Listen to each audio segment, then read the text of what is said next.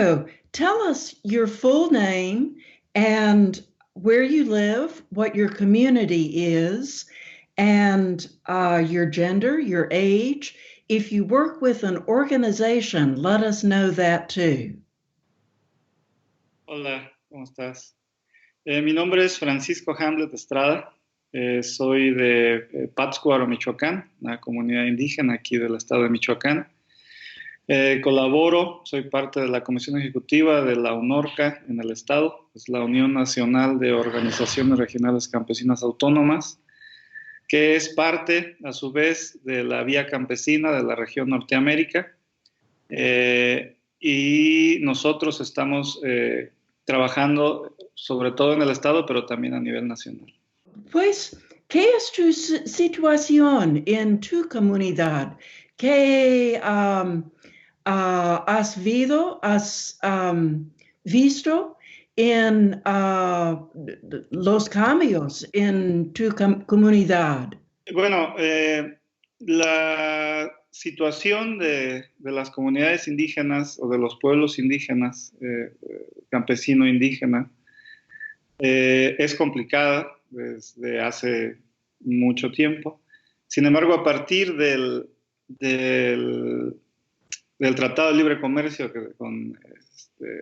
del norte, el NAFTA, han comenzado a surgir problemáticas nuevas, ¿no? O fortalecerse las problemáticas. Nosotros es un municipio que en su mayoría es territorio rural o semirural. Sin embargo, la agricultura en esta zona no es muy productiva, no se lleva a cabo, ¿no? Esto tiene que ver como consecuencia de que nos hemos convertido en un pueblo dependiente del consumo de alimentos del exterior, porque pues eso es la política de las últimas décadas hacia la producción de alimentos, pues se transformó, ¿no? Es preferible comprar en el exterior que producir tus propios alimentos. Entonces, ese es una de las cosas que se han sentido. Por otro lado, también como consecuencia de esto, la violencia, aunque muchos lo mencionan por otros lados, la violencia se ha incrementado, ¿no? Como no tenemos capacidad, no hay trabajos, no somos competitivos, la mano de obra es muy barata, pues es conveniente, o los jóvenes sobre todo prefieren meterse a ganar dinero fácil, que es crimen organizado, y eso ha ido indirectamente o directamente, como lo queramos ver, transformando la comunidad, ¿no? La violencia en estos días es muy alta.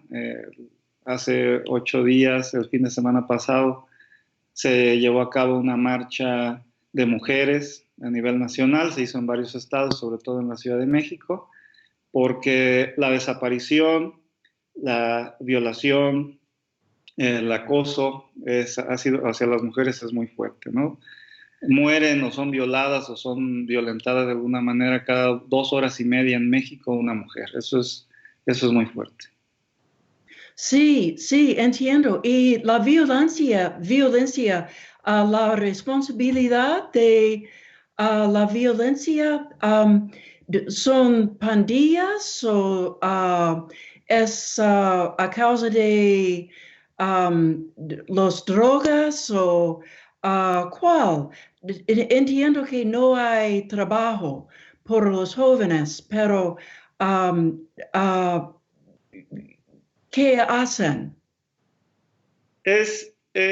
Son muchos factores, ¿no? La violencia es multifactorial, ¿no? Por un lado, cierto que no hay empleos, ¿no? No hay posibilidades, estudiar es complicado, cuesta dinero, no la escuela como tal, porque puede ser que puedas acceder a la escuela, pero el transporte, el llegar, el vivir, el estar, es complicado estudiar. Trabajar es complicado pues porque necesitas estar muy calificado para poder acceder a un trabajo bueno, pero de alguna otra manera en el campo pues la vida es diferente, ¿no? En las zonas rurales la vida es diferente, no lo podemos generalizar. Entonces, creo que a partir de que se le han quitado los poderes al Estado, el Estado ha ido disminuyendo en sus facultades de ayudar a la ciudadanía, pues es que estos factores se han ido exacerbando, ¿no? Se han ido elevando y esto ha llevado a que hay una descomposición social muy grande por diferentes factores, ¿no? Que ha llevado a que la violencia esté en el día a día de México, ¿no? No solamente de esta comunidad, sino del propio estado. Michoacán ha sido y es conocido por ser uno de los estados más violentos de la República. Hay otros que ahora son más violentos y eso a nivel república, pues a nivel de la federación, pues, se nota, ¿no? Sí, y el gobierno del estado de Michoacán, um, el gobierno les ayudan o les luchan o qué es su papel, qué es su rol. Bueno, el Estado, el gobierno del Estado, obviamente, pues busca hacer su trabajo, ¿no? De ayudar, de solucionar algunas cosas, algunos conflictos. Sin embargo, el problema es no solamente del gobierno, yo creo que es un problema de sistema, es un problema en el cual no se trata de si un gobierno aplica mejor sus normas o no, sino que el sistema ha llevado a que se haga una descomposición tan grande que no basta ya con pequeñas políticas, ¿no? Creo que es el cambio completo de un modelo para poder, como es multifactorial, para poder cambiar de esa manera la problemática tan grande que se tiene, que es uno solo de los problemas, ¿no? ¿Y cómo responden ustedes? Hablaste sobre las mujeres que luchan. ¿Hay otros manifestaciones o algunas maneras de luchar? El problema es cierto, te digo, también como es multifactorial, pues no es solamente a un sector de la población, ¿no? Creo yo que las mujeres, las mujeres jóvenes, son las que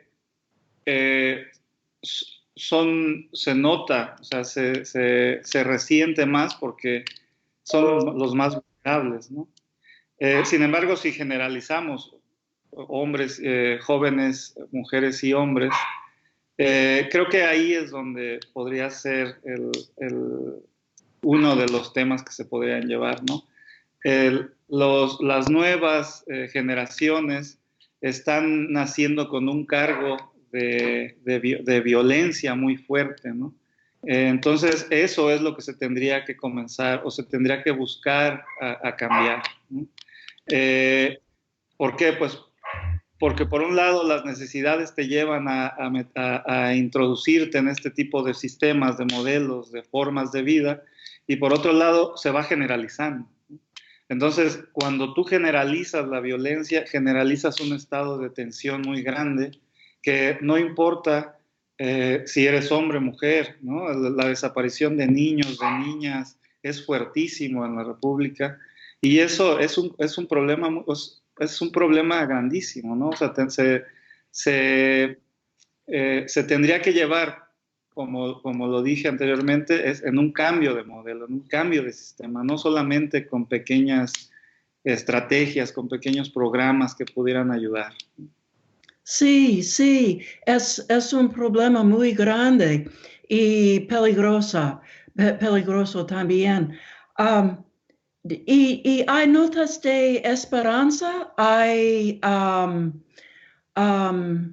de algo en que tú sientes orgullo o grupos que pueden tienen buen éxito. Sí, nosotros nosotros estamos muy enfocados en expandir el tema de la soberanía alimentaria, el tema como un modelo alternativo a muchas de estas problemáticas. La soberanía alimentaria, viéndola desde un punto de vista integral, tierra, territorio, donde tierra, el espacio donde puedes trabajar, donde puedes tener formas de vida, donde puedes tener posibilidad de vivir, y territorio como el espacio de desarrollo, de crecimiento, de donde viven las familias, territorio como el espacio donde se puede vivir en paz, ¿no? Entonces, nosotros hemos estado trabajando mucho en esta comunidad y sobre todo en el Estado en temas de soberanía alimentaria, tratando de explicar que la soberanía alimentaria no solamente es producir tus propios alimentos, sino un cambio de modelo, una transformación del modo de pensar, del modo de vivir, de cómo ver la concepción cambiar la concepción de las cosas, ¿no? Y hemos trabajado inicialmente en temas de agroecología, por ejemplo, ¿no? O sea, regresar al campo, huertos urbanos, ir a las comunidades, volver a sembrar de manera local, explicando. Muchos de los compas tienen mucho más conocimiento, son campesinos y ellos han tenido otra vez la intención de sembrar, de volver a tener animales como ganado, como borregos, como incentivar la idea de querer de ser campesino. Ahora, últimamente, nosotros estamos moviendo mucho el tema de la Carta de Derechos Campesinos, ¿no? Que la ONU ya dio, ya ratificó, por así decirlo. Entonces, nosotros estamos moviendo mucho estos temas y vemos que hay muchas posibilidades de hacerlo. La gente está muy interesada en cambios, pero en cambios de base, ¿no? En cambios que sean profundos, ¿no? Y uno de estos es eso, ¿no? Involucrar a la gente a ver el proceso, de ver las formas de producir alimentos, que no solamente es el alimento como tal, sino es toda una forma de organización social que pueda llevar a la transformación de la gente, la transformación de las formas de ver las cosas. Me alegra mucho oír eso. Y la gente, ¿es posible ganar ingresos suficientes con las formas de vida cambiadas, como soberanía alimentaria? ¿Es posible tener los que necesitan? Sí, sí es posible, solamente que, bueno, hay que tener el tema claro, ¿no?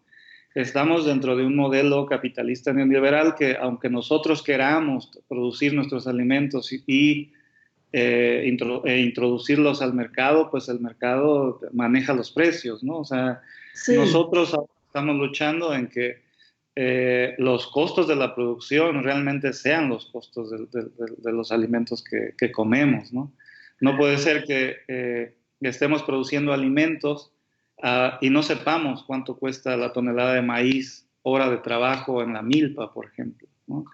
Entonces, el mercado nos dice que la tonelada de maíz tiene un precio, pero pues el trabajo tiene otro en el campo, ¿no? O sea, estamos tan acostumbrados a invisibilizar el trabajo de los campesinos que al momento de que, aunque queremos producirlo y aunque queremos llevárselo al consumidor, incluso los consumidores pues ven complicado el hecho de pagarlo ya con los costos reales de la producción, ¿no? Y no solo, ese problema no solamente es en México, ese problema es en muchos lados del mundo en donde se invisibiliza la labor, o hay ciertas cosas que se invisibilizan, que cuando queremos tener el precio del producto final, pues se hace inalcanzable. Y no es porque sea inalcanzable, sino porque es que realmente lo que debería moverse es de esa manera. O sea, Sí. deberíamos pagar lo que es la producción de eso y no que la bolsa de valores de un país determine el precio de los alimentos, el precio de los granos, específicamente nosotros del maíz, que es el producto básico, el grano básico de los mexicanos y de Centroamérica y parte de Latinoamérica, pues no tengamos el precio. Nosotros, el campesino, la campesina en México no sabe cuánto cuesta su trabajo hora, por ejemplo, ¿no? Entonces, eso nunca está metido en el costo del producto, el costo, bueno, del alimento, ¿no? Entonces, aunque nosotros trabajamos reivindicando la idea de ser campesino, porque esa es otra de las cosas importantes que estamos intentando hacer, el campesino y el indígena eran pensados o son contemplados todavía por gran parte de la sociedad a nivel internacional y nacional como el último eslabón en la cadena social que existe, y nosotros decimos que no. Los campesinos y campesinas somos los que alimentamos el planeta. Los campesinos y campesinas somos los que ayudamos muchísimo a enfriar el planeta. Los campesinos y campesinas somos los que estamos al pendiente de que la tierra esté bien, de que los animales estén bien, cuidamos el agua. Entonces, estamos en esa etapa de reivindicación de ser campesino, sentirse orgulloso de ser campesino, campesina, indígena, por supuesto. Sí, sí, tienes razón. Um, y qué piensas de AMLO y de la situación con los Estados Unidos y la fuerza del presidente Trump sobre AMLO y sus esfuerzos um, um, por un tratamiento entre México y Canadá y los Estados Unidos? Creo que la población mexicana, la gente en México, estaba ya muy cansada de cómo se habían llevado a cabo los gobiernos en los últimos 80, 90, 80 años, 70 tantos Sí, años. sí. Y vota en su mayoría, gana 30 millones, 30 y tantos millones votan por AMLO, Andrés Manuel López Obrador, pensando que habría un cambio de modelo, ¿no? Un cambio, una nueva forma de ver el trato del gobierno. Sin embargo, hoy es muy poco tiempo, creo yo, para poder decir si está llevando a cabo bien o mal las políticas que quiere ver o que quiere llevar a cabo. Eh, Creo que lo importante en todas las formas de hacer gobierno y de democracia es que la ciudadanía se involucre en esos cambios, en esos procesos. Hasta cierto punto podríamos pensar que AMLO está intentando modificar las estructuras ya sembradas en la forma de hacer política, en la forma de hacer del quehacer económico en el país, donde sabemos que ciertos grupos controlaban económicamente todos los medios y recursos del Estado, ¿no? Sin embargo, creo que el cambio es de paradigma. El cambio no es solamente de algunas piezas que pudieran ayudar a que el capitalismo de cuates o el capitalismo amigo de la gente corrupta ya no sea, ¿no? Creo que el problema es de fondo, repito. Creo que lo que tendríamos que pensar es en la transformación de las formas de vernos a nosotros mismos como población, ¿no? Entonces, sí, hay una situación dividida, hay gente que apoya a Andrés Manuel, hay gente que no apoya a Andrés Manuel, lo cual es normal, digo, hay gente que votó, hay gente que no votó. Sin embargo, tampoco hay puntos muy claros en su política de qué es lo que va a hacer, ¿no? Por un lado, comenta que no va a haber transgénicos, pero por otro, hay gente en su equipo que está promoviéndolos, por ejemplo. Por un lado, quiere ayudar a los niños y a los ancianos, pero por otro lado, la estructura gubernamental pues no le da, ¿no? Entonces, creo que hay que esperar, creo que hay que apoyar, los que creemos en los cambios, en las transformaciones, habría que apoyar, siempre siendo críticos de cómo se están llevando a cabo las cosas, no se trata de apoyar por apoyar, pero también hay que esperar para ver el análisis, ¿no? No podemos analizar en el minuto uno, tendremos que ver si las políticas que se llevaron a cabo pudieron ser beneficiosas o no, y en ese momento ver en qué se podría ayudar a solucionar lo que no se logró y lo que se logró, pues llevarlo a cabo, ¿no? Con Estados Unidos sabemos que es compleja la relación, sobre todo ahora, ¿no? Que no es un tema de estados, sino de presidentes, lo cual hace más complejas las situaciones, ¿no?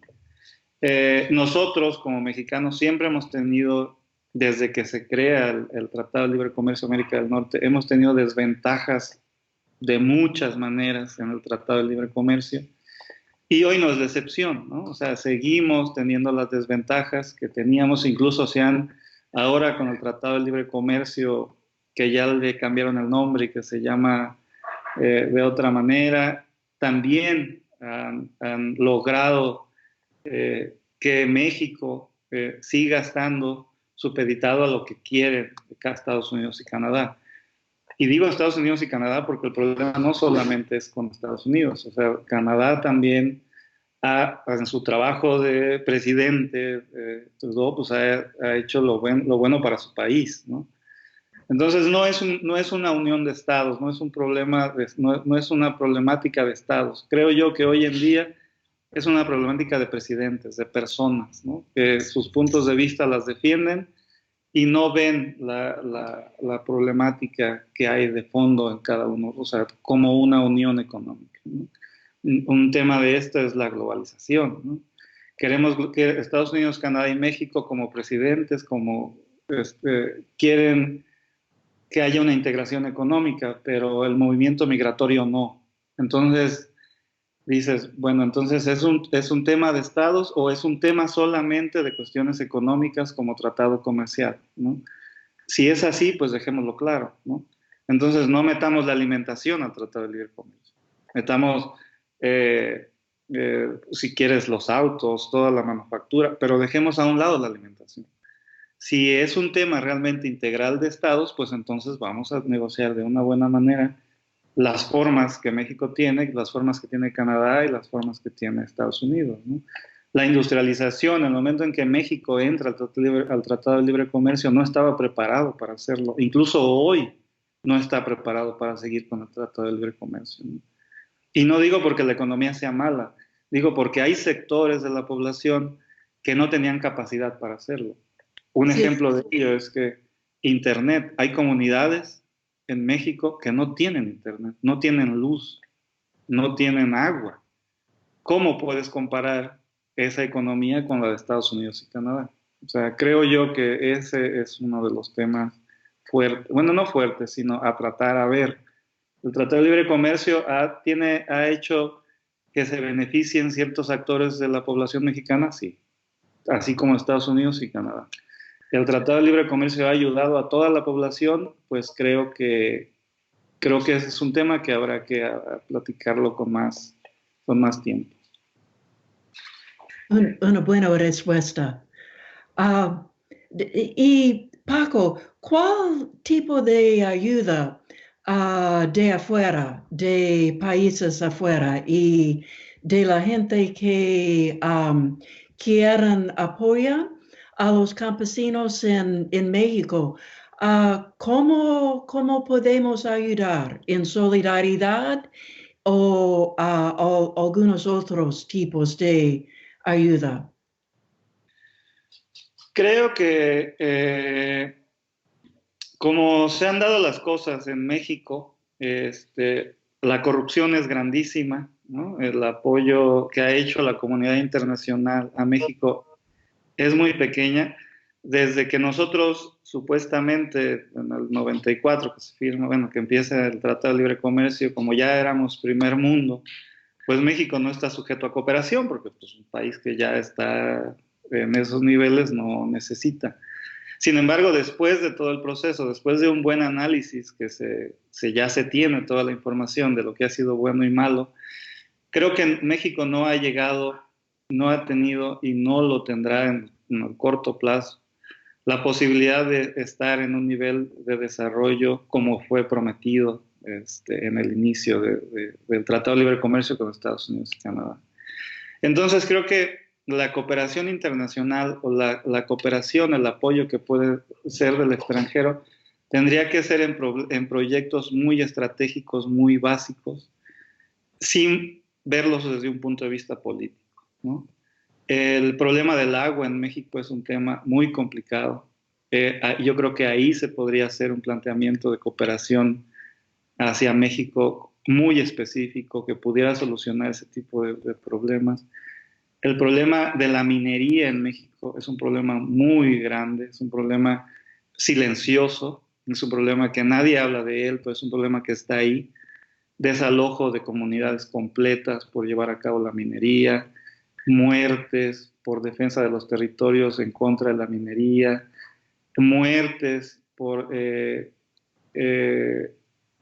tirar químicos en los ríos, en el agua por el tema de la minería, contaminación ambiental. Entonces, el tema de la minería también yo creo que se podría, como una idea estratégica de apoyo desde el punto de vista internacional, es focalizarlo y llevar a cabo una buena campaña de decir, bueno, el 60 y tantos% del territorio nacional ya está dado para la minería. Es un problema que ahorita no se ve como algo fuerte porque está silenciado, porque es en las comunidades, porque está allá lejos, no es en las grandes ciudades. Sin embargo, es un problema muy grande. Este, creo que la idea de ayudar y de cooperar de manera internacional también sería ayudando a hacer campañas fuertes de, de apoyo contra la violencia, ¿no? En México es un tema que verdaderamente está llevando a cabo muchos problemas. En los campos la gente dejó de producir por eso. La violencia, el crimen organizado empezó a quitar tierras, empezó a quitar animales, empezó a quitar los medios y los recursos por donde la gente podía comer o más o menos sobrevivir. Entonces creo que eso hay que visualizarlo mucho. Entonces, creo que la cooperación internacional podría ayudar mucho en ese tipo de casos y como muchos otros, ¿no? O sea, no solamente esto por cuestiones de tiempo, pues lo platicamos, pero creo que podría ayudar mucho visibilizando las problemáticas, ¿no?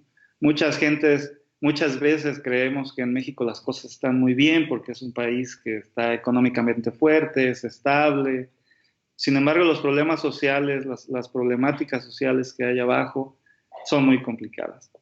Por eso nosotros estamos intentando día a día promover la soberanía alimentaria, ¿no? Nosotros estamos diciendo que el cambio de paradigma viene de la soberanía alimentaria y que eso, como el eslogan o la frase que nosotros utilizamos en la Vía Campesina de globalicemos la lucha, globalicemos la esperanza, creo Sí, que es uno de los bastiones fuertes que podemos mencionar como cooperación internacional, ¿no?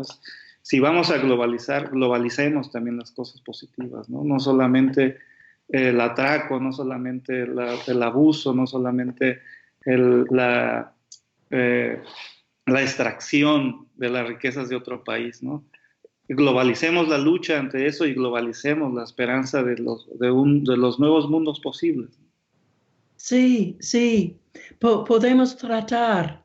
Um, y es muy impresionante que ustedes luchan con tantos problemas grandes que ustedes persisten, pero tal vez no, quizás no hay posibilidad de hacer algo otro.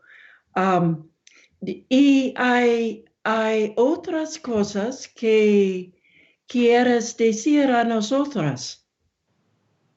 Pues agradecer la posibilidad de la entrevista. Muchas gracias. Y pues solamente comentar que nosotros desde acá, desde México, desde Pátzcuaro, Michoacán, estamos en resistencia también, ¿no? Nosotros estamos día a día tratando de promover la agroecología como una herramienta de lograr la soberanía alimentaria. pero también la agroecología como una forma de cambiar y de percibir la naturaleza, nosotros mismos de otra manera. La agroecología como una herramienta técnica de producir alimentos, como una herramienta que nos da para vivir de manera más natural, para producir de manera más natural, para comer de manera más natural. Pero también la agroecología como ese elemento de lucha, ese elemento de transformación, ese elemento que nos puede llevar a un cambio de paradigma, a la soberanía alimentaria que nosotros, aunque muchos critican que la soberanía alimentaria solamente es producir tus propios alimentos, no es cierto.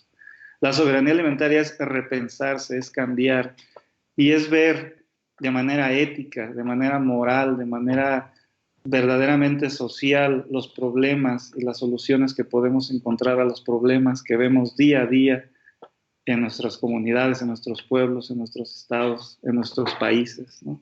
Entonces, creo que es importante seguir trabajando en eso, creo que es importante dar a conocer lo que se está haciendo y creo que es importante también dar un anuncio muy grande que es la Carta de Derechos Campesinos que ya tenemos, que ya está en nuestro poder y que con ella podemos luchar y defender ahora los derechos que se dice que se tenían, pero pues que nadie podía hacerlos efectivos. Ahora hay un documento que dice los derechos que están ahí y que podemos defender.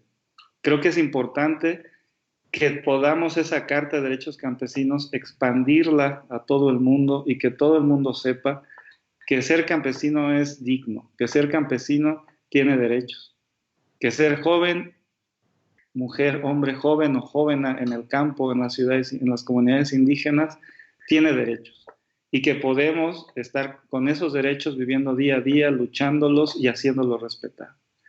Entonces, creo que es una de las próximas metas, de las próximas luchas, hacerle llegar a todo el mundo, a todo el planeta, el conocimiento de estos derechos, que tenemos la posibilidad de defendernos porque ya Naciones Unidas dijo que existen esos derechos. Entonces ahora hay que hacerlo en cada país, en cada estado, hacer real esos derechos, que podamos ejercer nuestros derechos a producir nuestros propios alimentos, que podamos ejercer nuestros derechos a defender nuestras tierras y nuestros territorios, que podamos ejercer nuestros derechos a cuidar nuestra agua, a cuidar nuestra naturaleza, a cuidar nuestros espacios de vida, que es el campo. Entonces, pues finalmente es eso, es dejar esta idea, dejar esta posibilidad de hacer este llamado, de conocer esta carta y de seguir luchando con nuestra herramienta de agroecología, nuestra herramienta tecnológica en pos de la soberanía alimentaria. Podemos darnos un goodbye. Lo que quiero decir es que estoy muy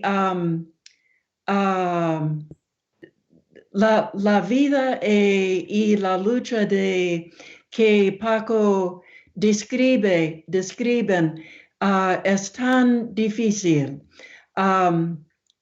Y estoy, me alegré mucho estar un parte pequeña de esta lucha y espero que nuestra entrevista puede ayudar a la lucha.